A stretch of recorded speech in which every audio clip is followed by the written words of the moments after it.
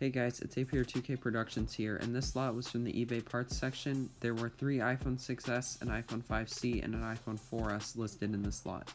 The iPhone 4S is not cracked on the back, however, has a really shattered screen.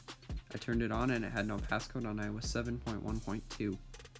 Luckily, Find My iPhone was turned off, so it'll be a fully working phone, just needs a new screen and battery. Next is this iPhone 5C 16GB with a completely non-functional screen. My friend did replace the screen on it, and it is passcode locked on pre-iOS 10, but does have a medical ID, so he contacted them, but we've heard nothing back yet. This is the first iPhone 6s. After charging it for a while, it seemed to turn on. However, it has a cracked LCD with bad touch input.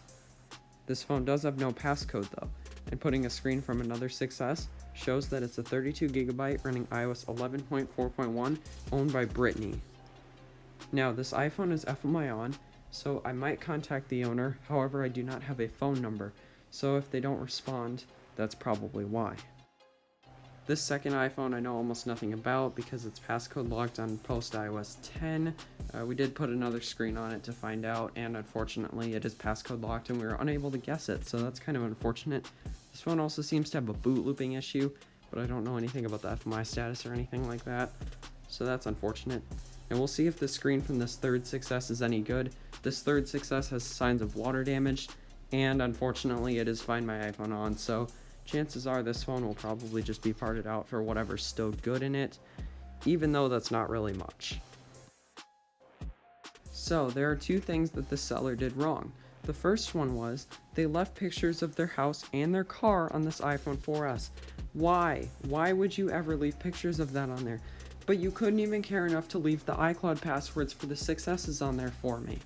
And secondly, they shipped the phones rubber banded together. This is never how you should ship an iPhone ever.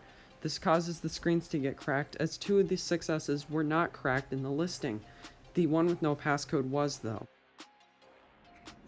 I'm guessing that the iPhone 4S and 6S number 2 are somehow connected and were owned by the same person.